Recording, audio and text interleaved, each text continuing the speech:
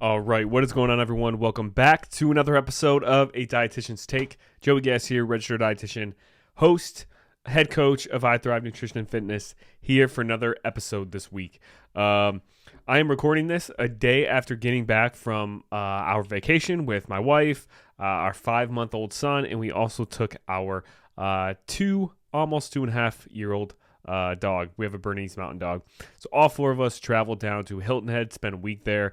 It was a lot of fun. So hung out at the beach, the pool, had a lot of drinks, had really good food, desserts, appetizers all week, and actually came back the week or after the 7 days and didn't gain any weight the entire time. Which is always a plus, right? Like vacations, a lot of people freak out about vacations because they think, oh, I'm going to like gain a bunch of weight. I'm going to feel like crap afterwards. Then I got to go on this extreme diet. But I went into this vacation and I told myself that I didn't have any restrictions. I wasn't trying to actively really restrict anything. And I didn't track my food at all, which is something I typically normally do at home when I'm in my normal routine. So I didn't track my food, had alcohol, 1 to 2 drinks every single day, had an appetizer with my dinner every single night and dessert. And like I said, didn't gain any weight when I came back. So that's a huge plus, and also just fully enjoyed myself. So that's something that I think maybe next week or the week after, pretty soon here, I'll probably do a podcast recording on that, because that's super beneficial to just know how I approach my vacations, how I go about my eating habits while I'm there, to kind of just, ensure that I don't take a million steps backwards over that trip. Now, you can only take so far backwards if the trip is obviously just 7 days, but you can go pretty extreme day to day and can gain a little bit of weight, if you don't have any conscious effort to like make generally good choices. So that would probably be beneficial to do an episode on that. But this episode is actually not going to be about that. This episode, this podcast, this video, what I want to do is I want to talk about 5 things that you really need to have dialed in to be successful with the fat loss phase. So it is obviously the beginning of May. So we're coming up on summer, and if you're not in a fat loss phase and you have a significant amount of weight that you're trying to lose before summer, before beach season hits, you probably should have started a long time ago, at least a few months ago. But if you are starting now, this episode is going to be really beneficial for you, because I'm going to go over 5 things that I truly think everybody should have dialed in, and 5 things that we make sure our clients dial in before we actually take them into a fat loss phase. 99.9% of our clients, we go through a phase in the beginning when they first sign up to our program called the priming phase. There are different purposes of this priming phase, but one is to really get these 5 things established. And there are a few other things that I don't necessarily mention in this podcast that are super important too. But these 5 things we always kind of break through or cover in the beginning parts of our program. That way, when we go into a fat loss phase, it's very successful. It's very efficient. We get into a calorie deficit, lose fat, and are able to pull out of that, as quickly as we can while doing it sustainably, obviously. But that way, we're not dealing with battling these negative behaviors or whatever it is while we're in a fat loss phase. You want to be like an experienced eater, I guess, or have a really solid base foundation of habits before you jump into a fat loss phase. Because if you go straight into a fat loss phase when you have all these other issues going on, or all these other things that you're not doing right or doing correctly or not doing as well, you're going to set yourself up for failure. You're going to set yourself up to give up and to just completely sabotage yourself, and then end up never achieving your goal. So let's go ahead and get started then with these 5 things. So I'm going to kind of rattle off here. Took very minimal notes with this one because I wanted to just kind of go through these fairly quickly, give a little bit of explanation there, but just so you guys have a really good tangible list. So number 1 thing that you want to have dialed in check before starting a fat loss phase is having a consistent workout routine. And I'll go even further with a consistent workout routine that routinely includes resistance training, aka lifting weights.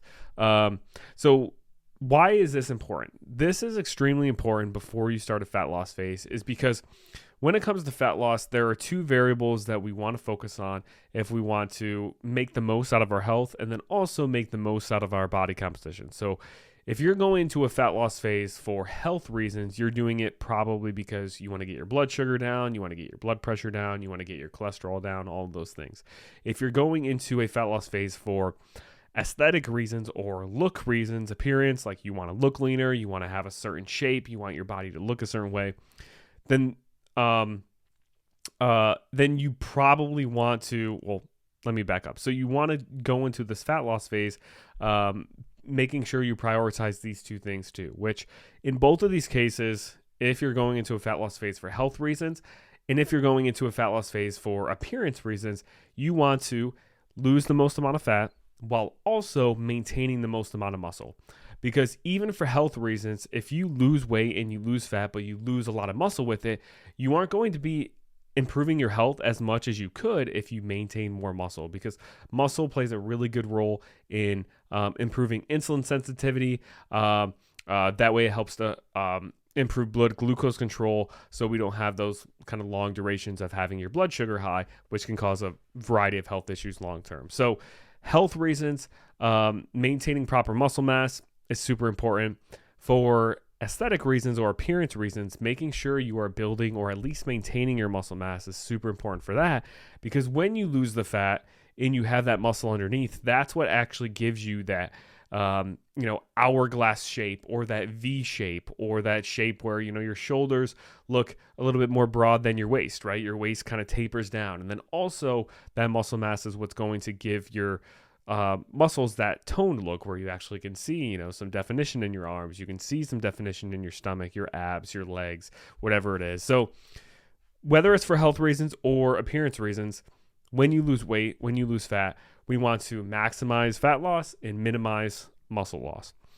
So with that, in order to do both of those things, we need to be lifting weights, because lifting weights is what's going to actually stimulate your body and give your body the stimulus it needs to send signals to itself to build muscle or to keep the muscle that you do have.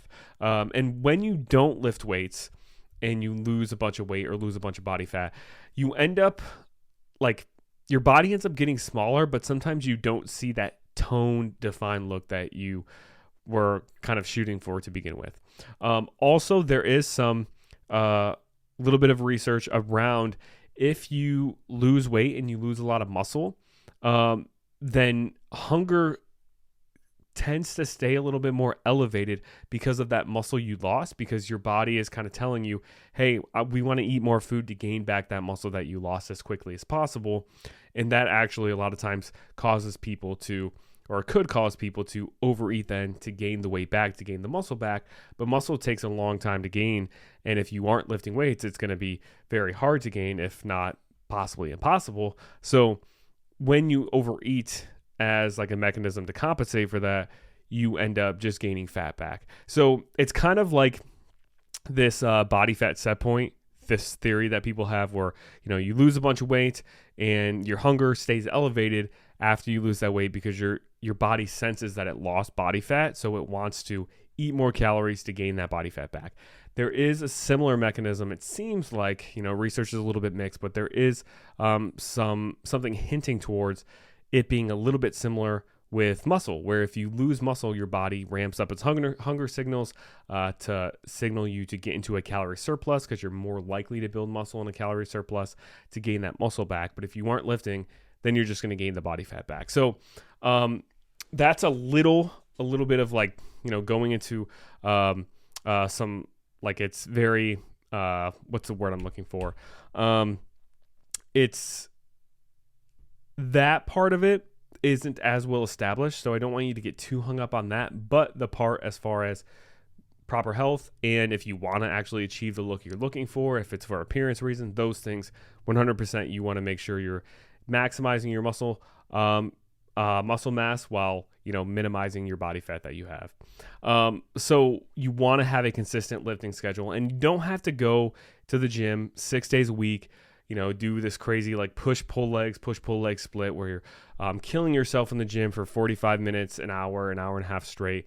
Like I said, 6 times a week. That's completely unnecessary, especially if you're a beginner, but at least maybe 2 times per week. Let's aim for just at least 2, maybe 2 full body workouts throughout the week where you're challenging yourself and you're doing more traditional lifting. You can do some cardio, on top of that, on those other days, but at least 2 solid resistance training lifting days where you're challenging yourself.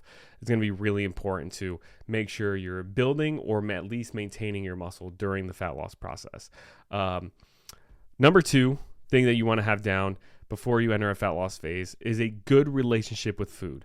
So you don't want to go into a fat loss phase with this really bad mindset of, okay, these foods are good, these foods are bad. If I have this food, then I automatically failed my diet for the day. If I had this food, then I automatically am doing good on my diet for the day. You don't want to have, that mindset around food when you're jumping into a fat loss phase, because it's going to mess with your head when you have a day where maybe you want to include a couple of Oreos and you have this opportunity to fit those Oreos into your total calorie allotment, your total calorie goals, and still achieve results.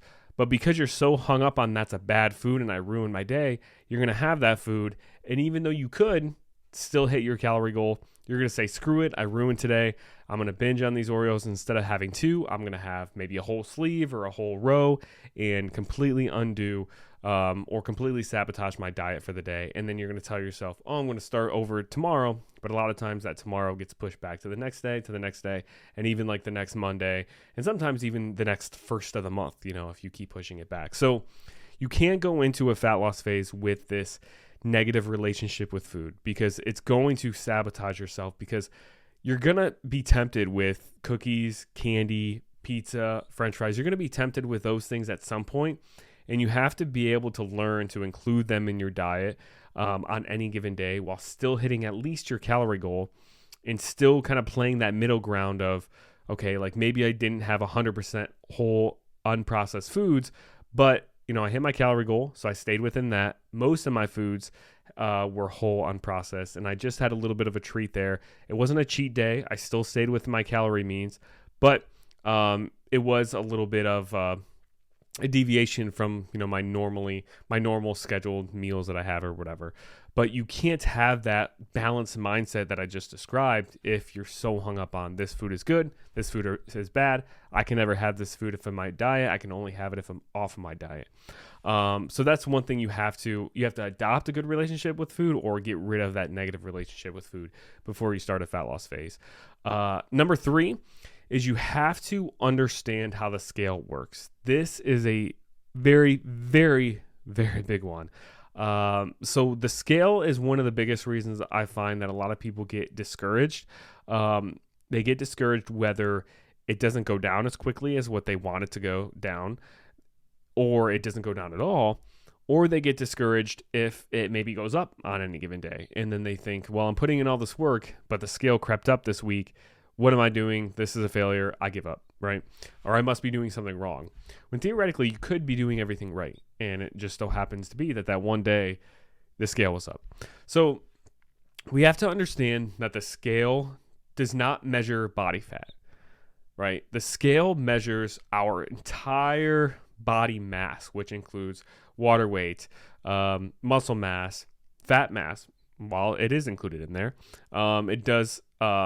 the scale does measure like our hair weight, right? Like if we have a full long head of hair versus if we have 0 hair, right? That's going to be a little bit different. And, it could be like a little bit on the scale. It could be less than a pound, whatever, but it still does make a difference with our total body mass.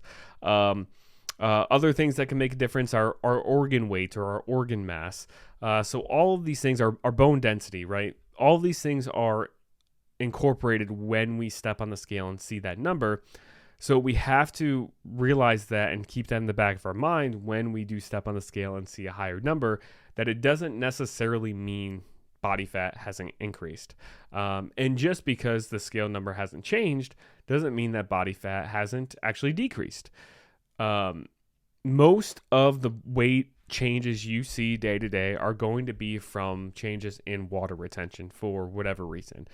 if you're high, if you're super stressed, like your stress level is higher, if you're getting poor quality of sleep, if you ate more sodium the previous day, if you maybe ate more carbs than usual the previous day, maybe you started taking creatine for the first time, if you have had a very intense training week the previous week, so it was super hard, super intense, you were super sore, have more inflammation from the training, if you there's one other thing I was going to mention. If you maybe have even some kind of like injury potentially, all those things can cause more water retention in your body, which then that extra water retention will cause the weight on the scale to maybe go up.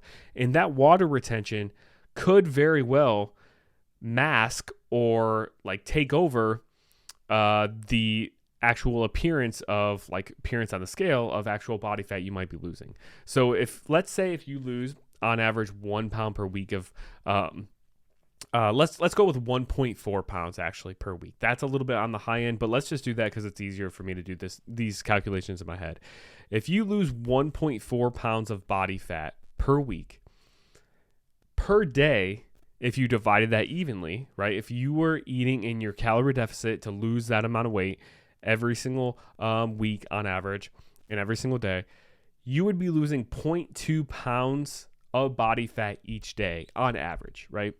And let's say that was perfectly executed at 0.2 pounds per day you were losing.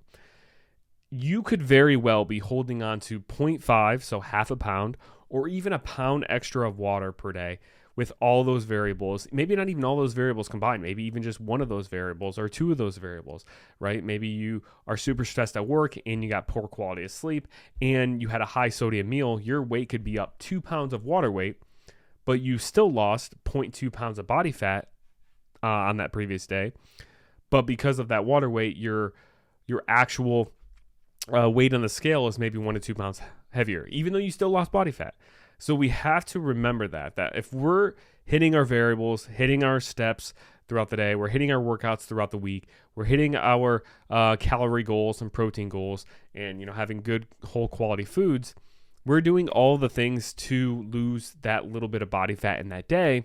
So just because the scale weight is up a pound the next day, like that has nothing to do with our execution with those variables. It just has everything to do with some kind of water retention for whatever reason. So we have to understand how the scale works and how the body works as far as how our body's body weight actually, changes day to day. Because if we don't understand that and we think every change in the scale means, we either lost or gained body fat, then we're going to get in our heads when the scale doesn't move on a given day, and we're going to think, oh, we need to change something up. Or if the scale maybe goes up one given day for whatever reason, we're going to think, oh, like we're actually eating too much. Let's drastically cut things down when you may already be in a calorie deficit to begin with. This was something that I kind of learned the hard way because back when I lost around like 40 to 50 pounds back in like 2013, I really thought the scale was like everything. And I would weigh myself multiple times a day, probably 4 or 5 times a day, sometimes more. I'd weigh myself like after meals to see if I had gained weight. And if I did, I'd be like, oh, shoot, like next time I have to eat less in that meal so I don't actually see it like physical weight gain on the scale within a matter of minutes after eating. And then I also would weigh myself each night, and I would make sure that I would either be, or try to make sure that I would either be the same weight that I was that morning when I woke up, or a little bit less potentially. And by doing that, I knew when I'd go to sleep for, 8 hours, I would lose a little bit of weight overnight. Like if you go to sleep for 8 hours, you're always going to weigh a little bit less the next morning due to dehydration and things. But if I woke up and I was, let's say, 190 that morning, and I went to bed 190, I knew the next day I'd wake up at maybe like 189, 188. So that's how I used the scale in a bad way, because I was like, I need to go to bed the same weight or lower weight. That way I knew the next day I was losing weight for sure, when in reality, losing fat doesn't really work that way. Losing weight on the scale does, right? But losing fat doesn't. And because I manipulated the scale that way, or I approached the scale that way, I actually lost a lot of muscle when I lost the 40 to 50 pounds. And when I did get down to that weight, I was smaller, but I didn't have the muscle tone or the muscle shape that I really wanted at the end of it. So that is one reason why you really have to make sure you understand the scale, understand how to use it. All of our clients utilize the scale in slightly different ways depending on where they're at as far as their mindset revolving it. But we always teach them, like, if you're going to utilize the scale, you have to, have enough data points throughout the week. So weigh yourself enough mornings throughout the week so we can calculate an accurate average for that week. And then compare that average for that week, what your average weight looks like the next week, and then the 2 weeks after that, and then 3 weeks. We always look at, like 2 to 3 week, maybe even 4 week trends in weight instead of focusing so much on the daily weights. Now we take that weight, that way we have the information and data to look at, but we don't focus on, oh, you gained from Thursday to Friday, you gained 0.5 pounds. That means, we need to make an adjustment. No, that's a terrible way to use the scale. A terrible way to run yourself into the ground physically and mentally. If you are going to use it, take the weigh-ins, use it as data, look at averages, look at your trends over a long period of time, 3 to 4 weeks, see what the trend is looking like along with these other variables, right? Don't just look at the scale and don't pay attention to like stress and all this stuff. But utilize those averages, those trends, and then those other variables to kind of get a picture of maybe what might be happening. But you can't let the scale be the end-all be-all, because if you do, you are going to sabotage yourself. And also you could be making really great progress with fat loss with the scale weight not changing or maybe even going up. Like, we have had plenty of clients where the scale weight hasn't changed, but you look at their pictures and their body composition is drastically different. They've built a lot of muscle during that period. They've lost a lot of fat during that period, but the scale weight hasn't changed. So you just have to really understand the scale and understand, like, it can be a tool if you look at those trends and averages, over a long period of time, but it's never the end all be all. So that's number 3, is make sure that you really understand the scale before you start a fat loss phase. So number 4 is stress management. You have to have your stress management techniques down before you start a fat loss phase, or you're probably not going to be successful. And that's because what happens when we get stressed? We tend to reach for these hyper palatable foods, which means these foods that are very tasty. They're usually high in salt, high in sugar. They also tend to be very tender and have a very good what's called mouthfeel. So they tend to not be not super hard to chew. They tend to be super soft, super easy to chew, which means they don't take a lot of effort to actually chew and eat and consume either. And then the high salt, the high sugar, is very satisfying, and it makes us mentally just want to eat more even when we are full. So we have to have stress management down, because we have to find other ways to decrease that stress and minimize that stress without turning to food as comfort. Because the first thing you're going to do, when you're in a calorie deficit, when your calories are lower than the amount that you burn, is you're going to feel hungry. You're going to have a little bit higher baseline of hunger pretty much all the time. Now, there are strategies that you can use. Eat higher protein, consume adequate water, eat higher fiber, space out your meals at the best that you can based on, spacing them out maybe between 3 to 4 hours or 3 to 5 hours. But then also based on your schedule. If you have a period of time in your day where you're super busy and it's super easy to not really think about food and you don't really notice your hunger that much, plan your meals outside of that window. That way you could take advantage of that window of time where you don't really feel like eating. But nonetheless, these are strategies you can use to minimize hunger. So the hunger you feel from a fat loss phase just feels a little bit less, and maybe you don't notice it as much. But there will be probably some level of increased hunger because you're eating less than you burn, and your body is kind of tapping into your body fat stores for energy. So you're going to be hungrier than normal, which automatically causes us a little bit extra stress. So we're going to have a little bit extra stress from that. So if we aren't good at managing our stress from our work, our stress from our relationships, our stress from our kids, our stress from this or that, work projects, home projects, whatever it is, financial stress, if we're not good at managing those, then that stress is just going to pile on top of each other along with the stress from extra hunger. And we're going to be more likely to, sabotage ourselves late at night when we've had a long day at work. The kids have been super loud and noisy. You got an argument with your husband, and the bag of chips is right there. You're gonna reach for those. You're gonna end up overeating those if you don't have good things in place to do instead to help manage that stress. So this could be, whatever works for you. It can be, reading when you get stressed. It can be just taking, a couple of deep breaths, and counting to 10 when you get stressed. It could be going into a separate room for maybe 30 seconds and just kind of closing your eyes and almost doing like a mini meditation session for those 30 seconds to kind of get yourself grounded again. It could be maybe you don't do it in the moment, but maybe every morning and every evening, you read or you do some kind of journaling or something, and that keeps you grounded enough throughout the day to not react to those random stressors that pop up, as the day goes on. But you have to have some level of what are you going to do to keep your overall stress as low as possible.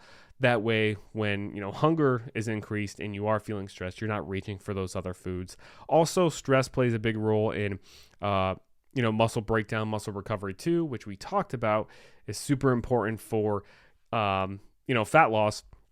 So if you're constantly stressed all the time, you're not going to be recovering from your workouts as much. So you're going to be going into your workouts sore, sluggish. You're not going to enjoy them as much. You're probably going to be more likely to skip these workouts then. So we want to make sure that stress level is down so we're recovering optimally. We're not, tearing into or tapping into muscle tissue for energy, right? We want to tap into our fat for energy because that's what we want to lose. And we want to be going into our workouts feeling good, feeling recovered, and feeling energized. So number 4 is we have to have proper stress management techniques down before entering a fat loss phase.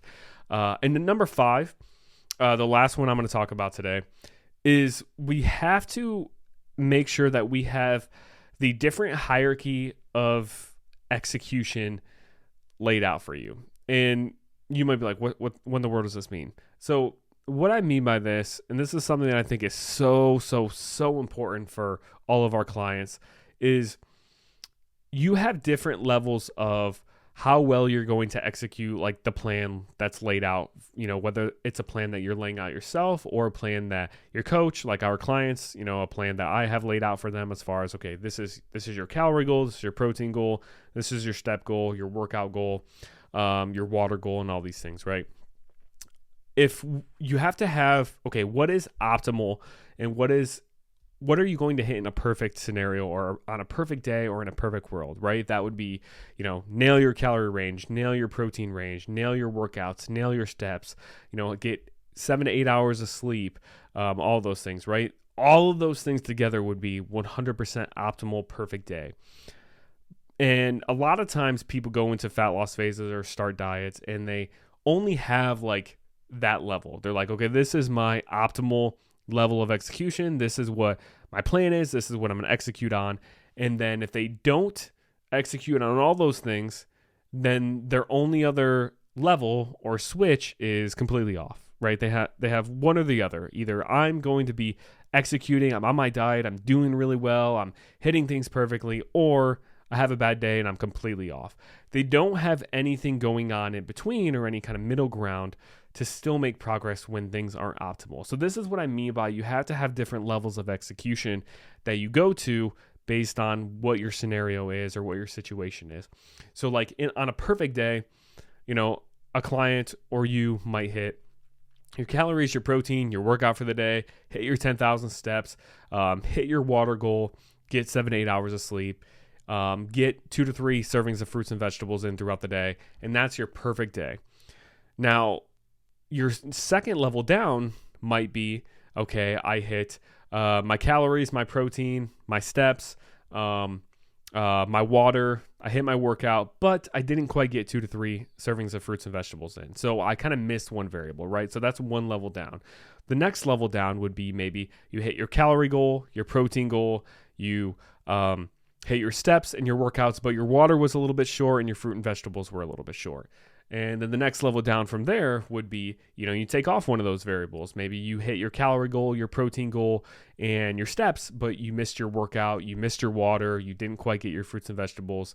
You could still make really good progress with just hitting those, 3 variables instead of hitting all, however many, 7 to 8 that I was mentioning. Then you bring things down another level, right? Maybe you're super busy again, or something popped up that was unexpected. So maybe you weren't able to hit your workouts. You weren't able to hit your step goal for that day. You weren't able to hit your water or your fruit and vegetables, but bare minimum, you hit your calorie and your protein range.